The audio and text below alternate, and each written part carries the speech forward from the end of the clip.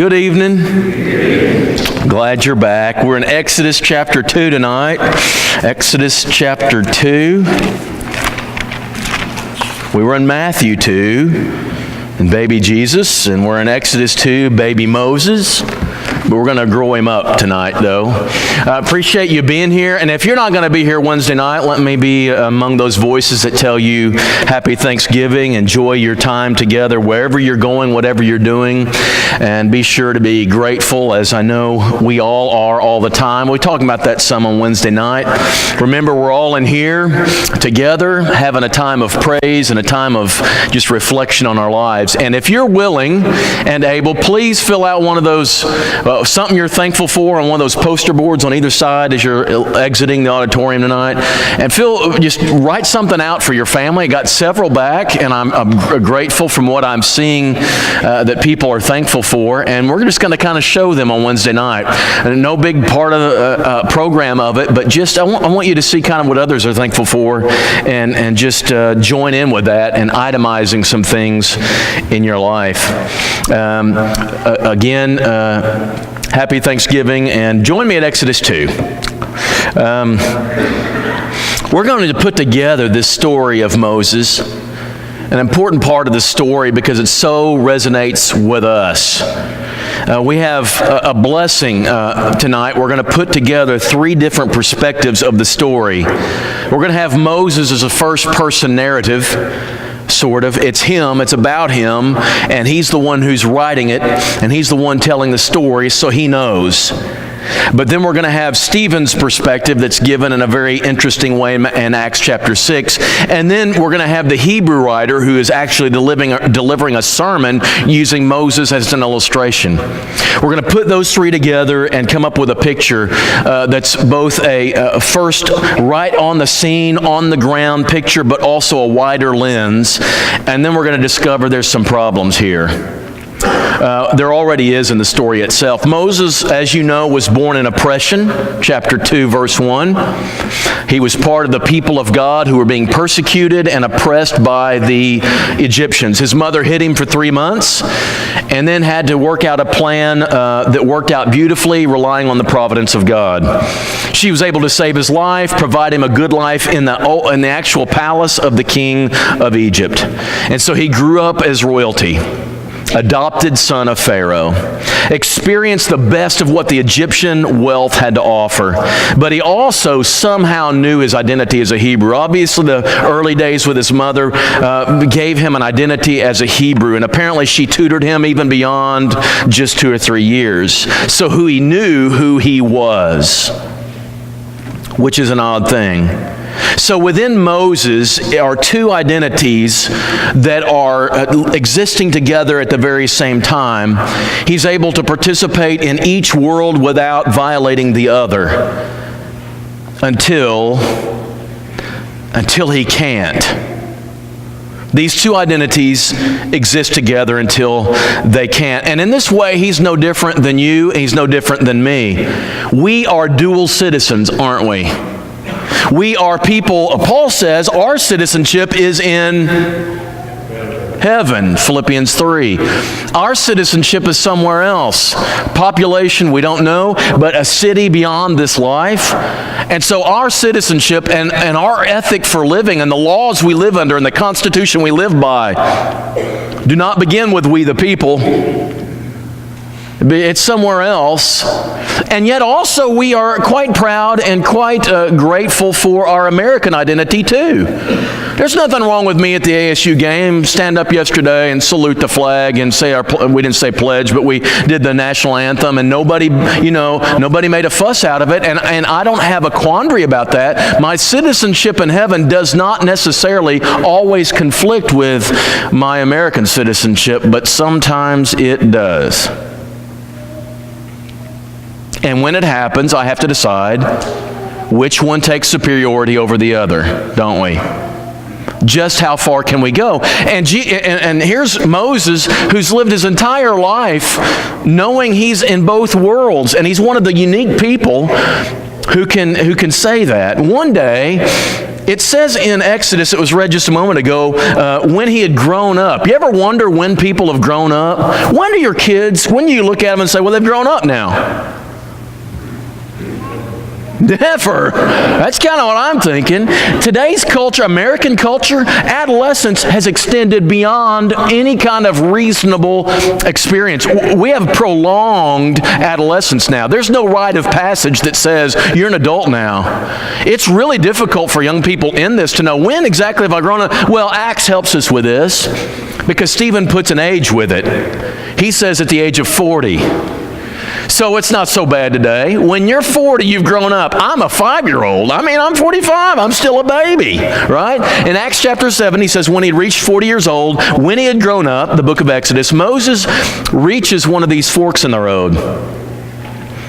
He went out of the palace, out of Egyptian royal property, and he looked on the burdens of his people. His people.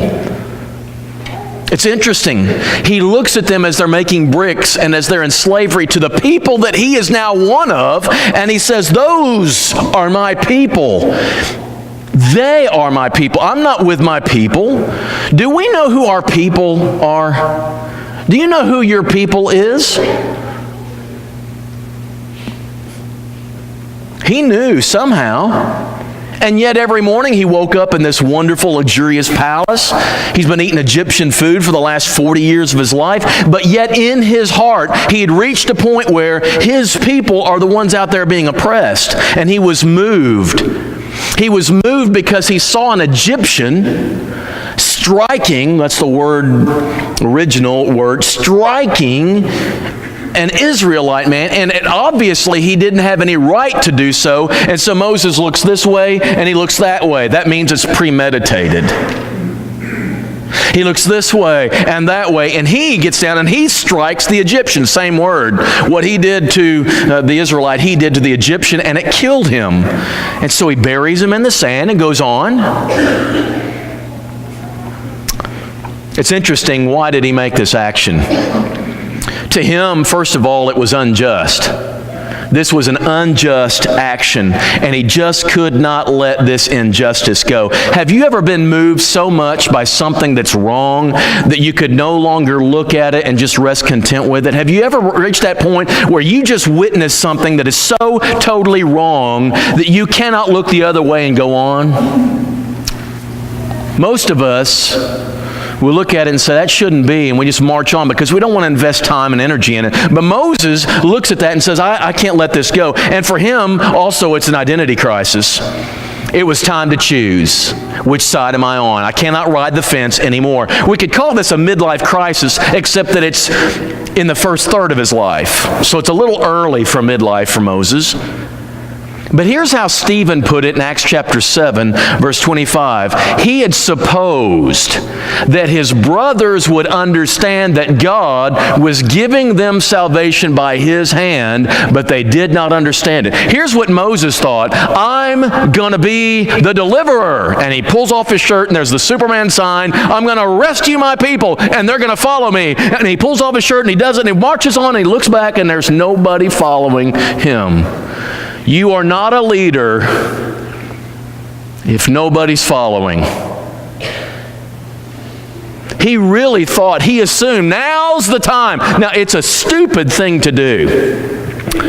What does Moses think he's going to do? One Egyptian adopted son of a Pharaoh is going to rise up and lead all these people to throwing bricks at these well-armed Egyptians. Is that what he's thinking? He's not thinking at all. It's an impulsive thing. He wants to do something. I got to do something, so let me do it. And he does it, and he realizes it was the wrong thing. Motivated by the right thing, he does the wrong thing, but he thinks he's going to be the rescuer, and nobody wants him to be involved. So the next day, as he's thinking, maybe I am going to be the hero of this people, he sees two Israelites, again, one of them striking the other. And he notices one of them is in the wrong. The text says, the one in the wrong, Moses looks at him and says, why are you doing this? And in Acts chapter 7, Stephen says he tries to reconcile the two. So the first thing that Moses did is he tried to deliver them. The second move, he tries to reconcile them, two Israelites to each other. And they don't like this either. You're going to strike me, you're going to kill me like you did the Egyptian yesterday. And all of a sudden, now we got a problem.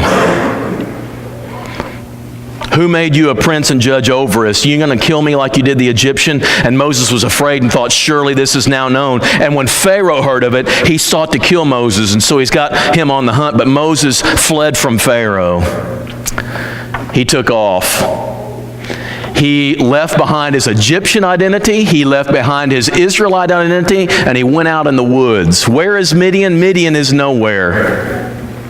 Midian is a group of people who take after their father, and they're nomads. They're wandering around the Sinai Peninsula, all through that barren land, moving every day. They have no home at all. So he goes to no place in particular. Now, I got to tell you how I learned who Midian is. I did an internship in high school in Chillicothe, Missouri, up near Kansas City, and there was this member who had a cousin, and she was beautiful, and I wanted to impress her. Her name was Keturah. Has anybody ever heard the name Keturah before? No. I hadn't either, and I said, where'd you get that name? She says, you don't know your Bible, do you? I said, oh, great. Here we go with one of those people. And so by the next day, I'm going to impress her. I'd looked it up. Keturah was Abraham's other wife. Did you know he got married again? He got married again.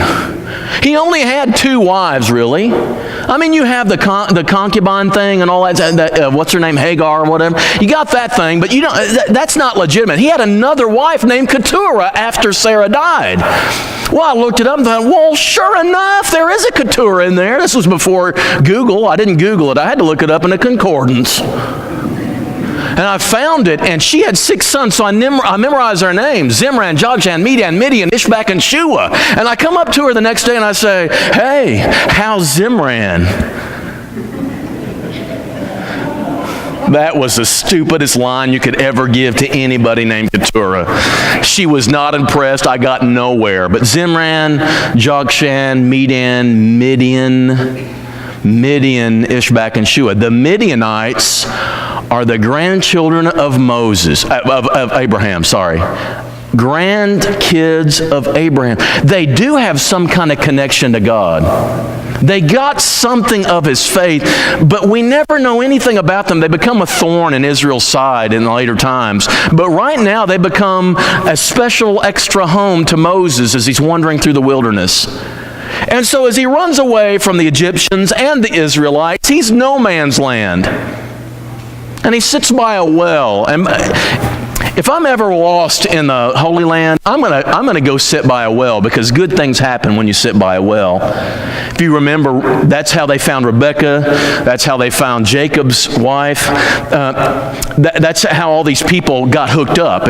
So here's Moses out in the wilderness, and he sits by a well. And 7 beautiful, it doesn't say beautiful, but I'm sure they were, daughters of the Midianite priest come to draw water, and he just sits and watches them, and they draw their water. And as they get their water all full of whatever they're carrying it with, these bully shepherds from around come, and they run them off and steal their water. At least they attempt to.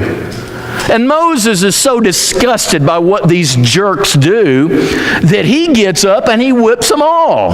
All 7 of them, they go running like piggies away, all that stuff. And he becomes the hero to these 7 women.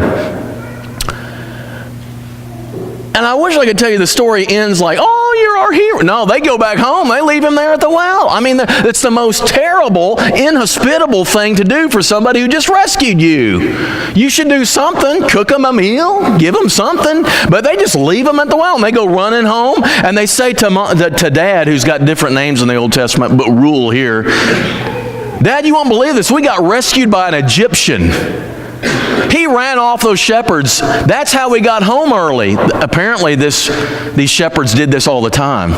And it took them twice as long as it should to draw their water. And so when they come home early, Rule says, "How'd you get here so early today?" "We were saved by an Egyptian." And he says, "What? And you didn't bring him home? I'm going to cook a meal. You guys go get him." And so these 7 women go get Moses. Here comes Moses with 7 women. That is a dream. I mean, that, guys, you want to do it. I mean, everybody who wanted to show off in the Old Testament, what they did was they sat by a well and they rolled the stone away from the well or something like that. You want to show it. You want to show off, and you want to show off for a woman who's worthy of you, then be willing to serve them. That's just for no extra cost whatsoever. And so they bring him home, and he says, "You know what? I want to reward you. I want to give you one of my daughters for your wife." Well, that's pretty cool. You run off some shepherds, and you get married on the same day. It's a neat thing. And he marries Zipporah, which you'll hear about her in the text as it goes on too. Neat story. And he spends the next 40 years of his life in this obscure wilderness, wandering around, feeding sheep and going from field to field to field. What's interesting in this story is both these stories about what he does to the Egyptian and to the Israelites, and then what he does for these ladies, is that it reveals his character. He had a passion for the oppressed. He had a hearty sense of justice. And he just looked at that and said, "You know what? There's something, my heart is drawn toward people who are in the midst of suffering. My heart is drawn to people who are down and out, and I want to do something. I don't want to just be a protester, and I don't want to just kind of look at that and go on. I want to help them." And the second thing is, then he gets involved. He was willing to get himself involved in the circumstance. This Egyptian's going to pay for what he's done. These shepherds, I'm going to run them off and save these ladies, right? And then third, he was physically strong. These actions required a physical stamina that Moses absolutely had. And yet, with all these qualities that seems like the perfect person to rescue Israelites, they reject him. And the Midianites accept him. He went to his own received him not. You ever heard that before? Why did the Israelites reject Moses? That's my mystery number one. Why, if he has all this going for him and he's got this perfect ability to navigate both worlds, he can be a mediator, why is it the Israelites reject him? And my 2 observations are, number one, he hadn't earned their trust. They, of course, knew he was an Israelite too. But when you watch the Israelites be oppressed from a distance, and you feel strongly about it, and it bothers you, but then you return to the palace for a nice meal, a nice supper, and a nice bed to sleep in that night, you're not really one of them. Oh, you can say you are, and that Israelite blood is flowing through your veins, but when you're not in the oppression, when you're not one of them and lived up with those experiences, you're not really one of them. It's okay living in 2 worlds up to a point, but at some point in time and in some circumstances, you have to choose which side you're on. You can't ride the fence anymore. You just can't. In essence, you're part of both worlds, but you belong to neither one. They did not know where his loyalties really were. I can think of a few applications of this. A preacher, I can just judge this from being here for a year and 2 or 3 months, is a preacher can't really know what needs to be preached until he's lived there a while. That's true, but that's a very narrow application. I'm going to stretch it out. The kind of authority it takes to lead spiritually is not positional. It's persuasive.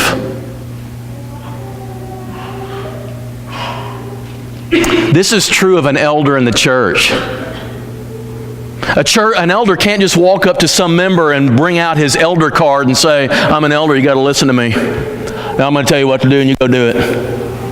I know elders who've tried that. And the people respond kind of like the Israelites did to Moses here. What?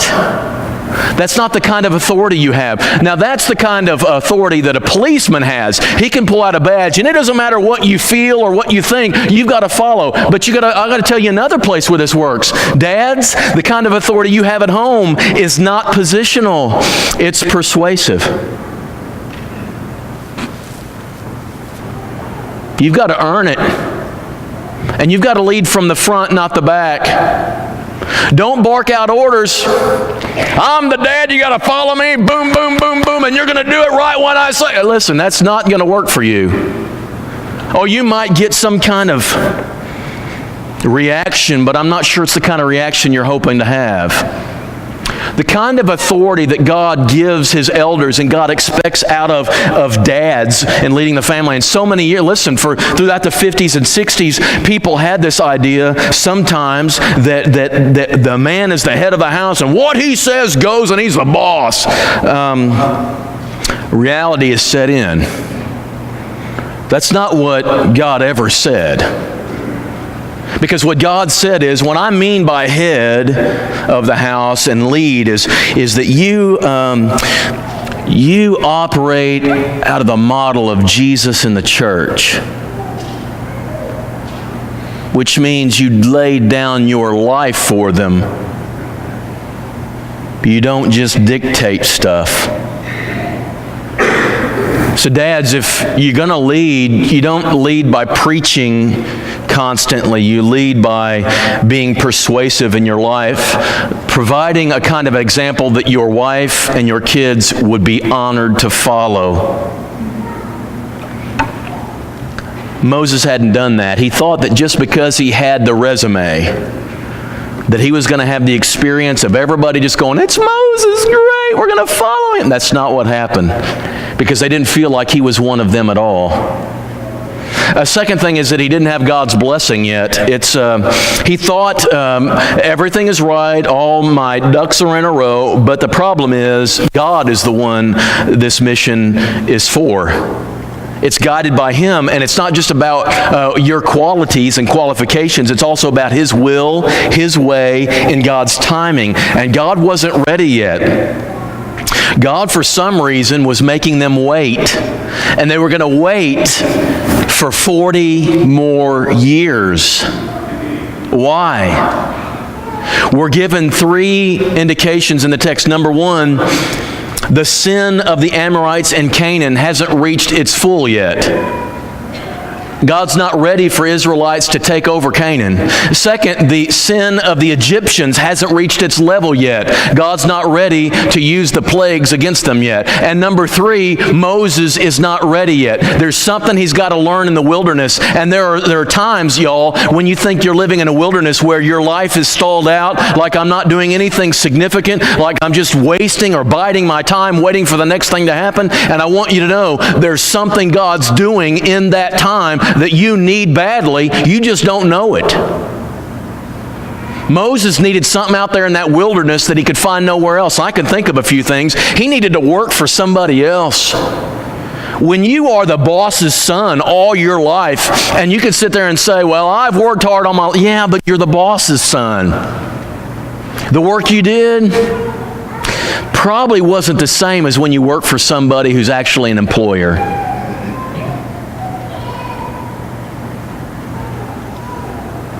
I think that's kind of something Moses needed to know. You need to know how to take care of some mindless sheep who were annoying. Do you know why he needed to learn how to take care of some mindless sheep? Because he's going to be leading about 1.5 million mindless people through the wilderness here in a few years, and he's going to need some examples of this. Shepherding's a good, training ground for that. And then he's going to have to outlive his past failure. He's going to have to live down something he's done. But there's one mystery. I could end the sermon right there, and that would be fine, and maybe you want me to, but I'm not going to. Because there's still one mystery to resolve. I want you to turn with me to Hebrews chapter 11. We've already interjected Acts in here, but Hebrews is a problem for me.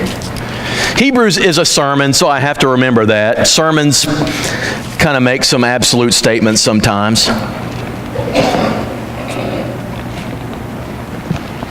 I want you to remember the story of Moses. We just kind of reviewed it, and see if this lines up with what the Hebrew preacher says. He says, by faith, verse 23, Moses, when he was born, was hidden for 3 months by his parents because they saw the child was beautiful. And they were not afraid of the king's edict. Is that true? Is it true? Of course they were afraid. Why would you hide him for 3 months? I ain't afraid of you. He's right here. It's not true. Let's keep reading.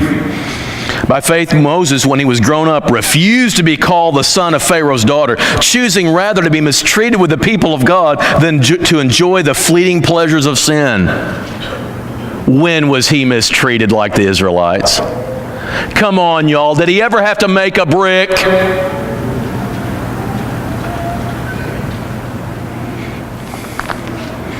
This sure sounds like a Hallmark version story of Moses. You ever watch those Hallmark movies? Okay, I'm telling you. All these midlife, perfect-looking people living in these towns with no rundown houses in them. They're all perfectly, they have no baggage. And everybody in town, there's no litter. And everything works out perfect. And you know in the first 5 minutes the two who are going to get together, don't you?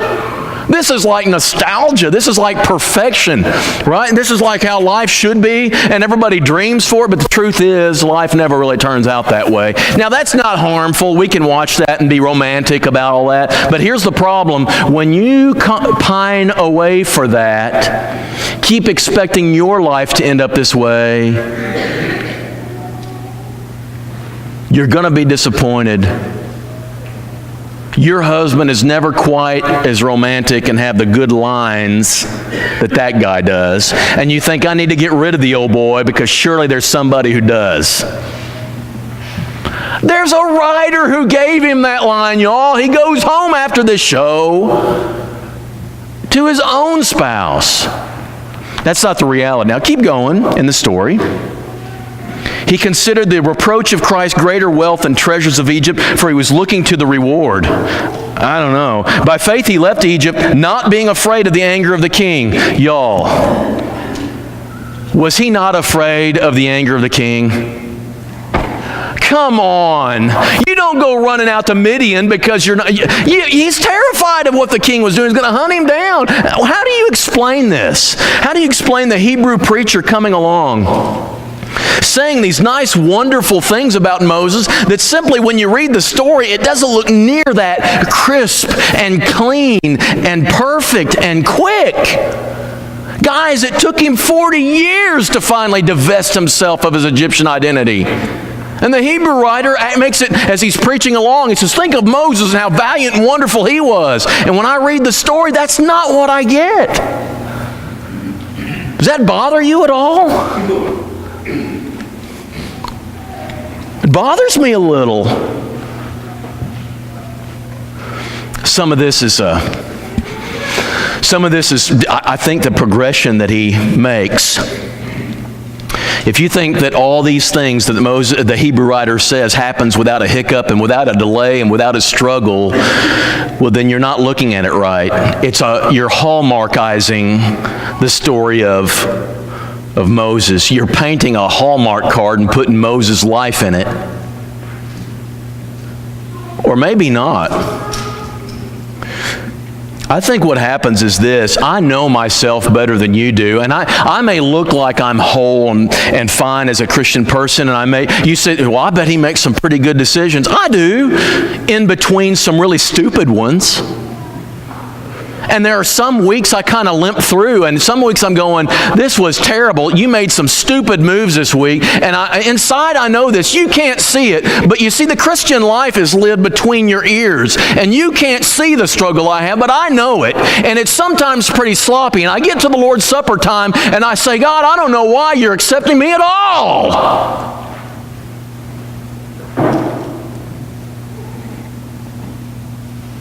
And it's because God knows the trajectory I'm traveling. And he says, you know what? I know you made some blunders, but you are where you need to be. And you are going to get up this week and you're going to try again. And you are my son, and you are making the right decisions. And the struggle does not disqualify you. It uniquely qualifies you for the Christian race. If your life is sometimes ugly, and it's not crisp and clear, and it's not always very distinct, and you're not always just this picture-perfect Hallmark life, welcome to the Christian faith. You're living a real life.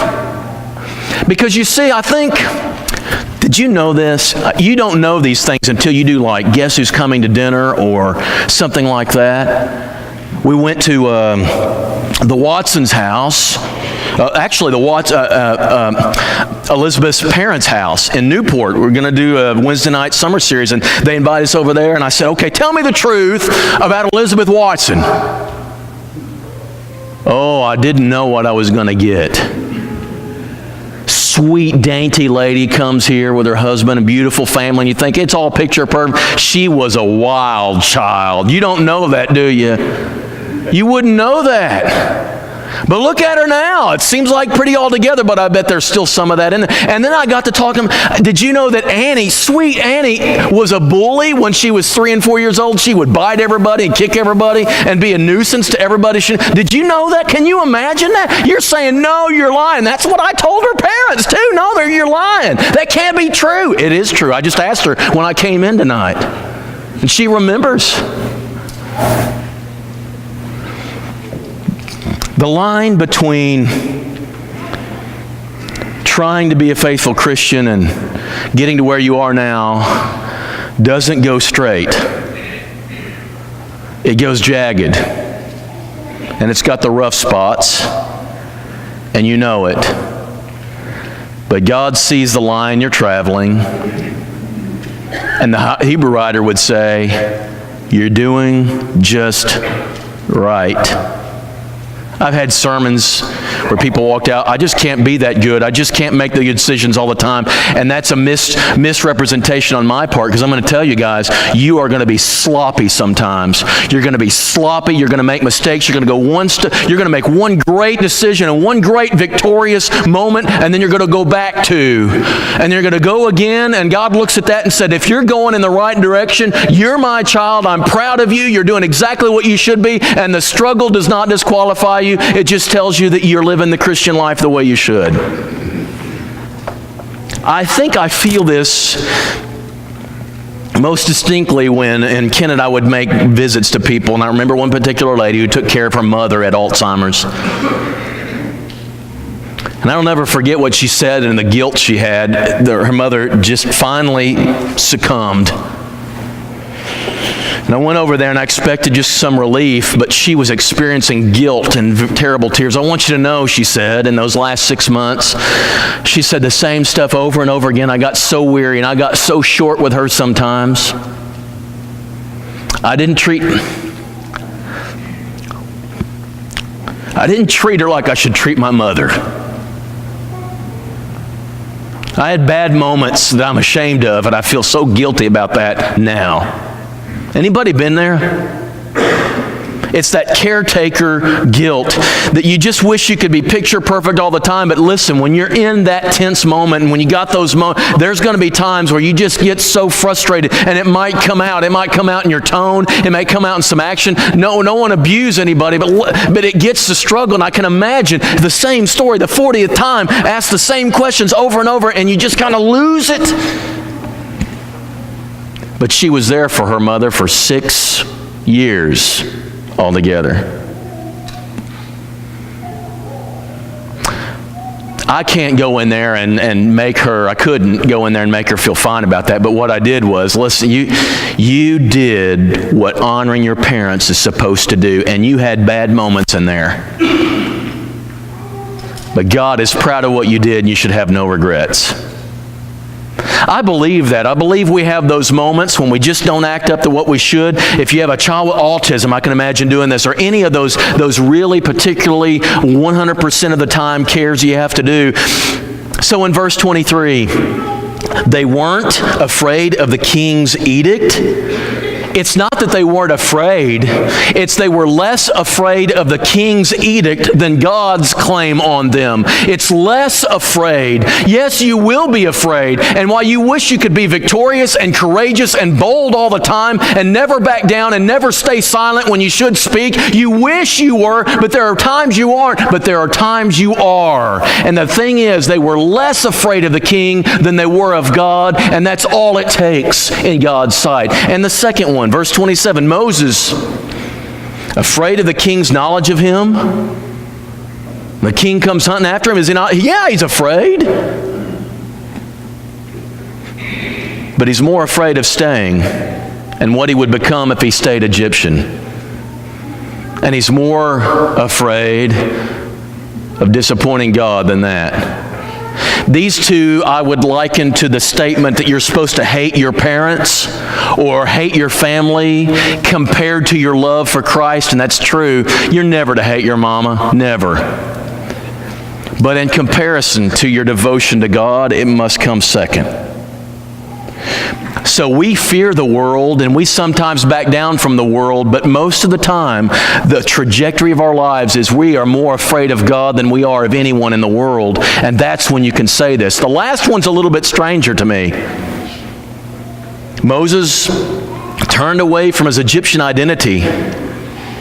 It wasn't early and it wasn't quick. It took him 40 years, but he buried that Egyptian in the sand. It became his line in the sand, no pun intended. His line in the sand, I'm no longer Egyptian. I am now Israelite. It took him 40 years to reach that choice. When you become a Christian, you don't automatically become a mature believer. You're going to struggle the rest of your life to bring that maturity about, and God is proud at every moment that you're His child. And when you keep coming, and when you keep being faithful, and you keep getting up from the times that you disappoint Him, and you feel like a failure sometimes, and you feel beaten up sometimes, and you feel like, man, He's got to be sick of me. No, I'm going to get up and try again. God is proud of you.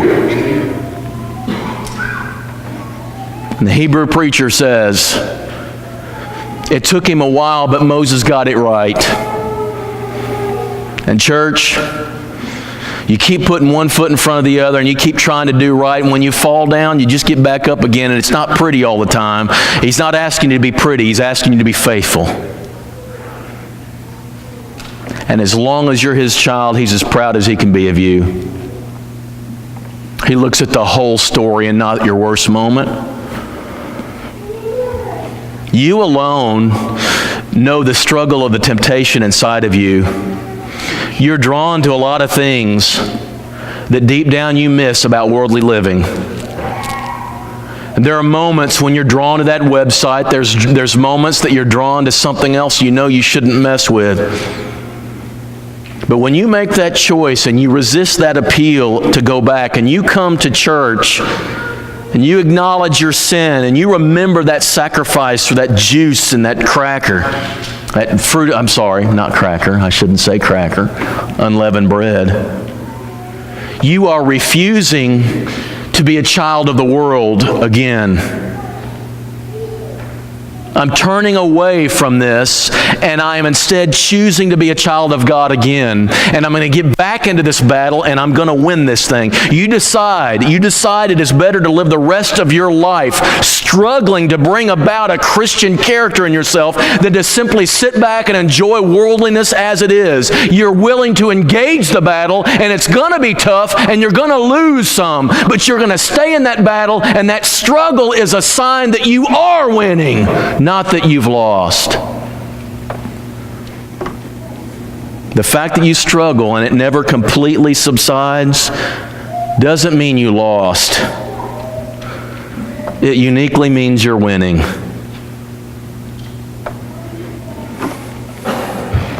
That's what the Hebrew writer means. That's what the story of Moses tells us. That should bring you some encouragement to engage the battle one more time this week. Go and be faithful.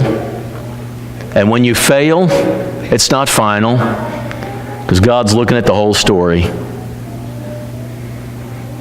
If there's anyone who needs to respond this evening, make it known. We're ready to receive you as we stand, as we sing.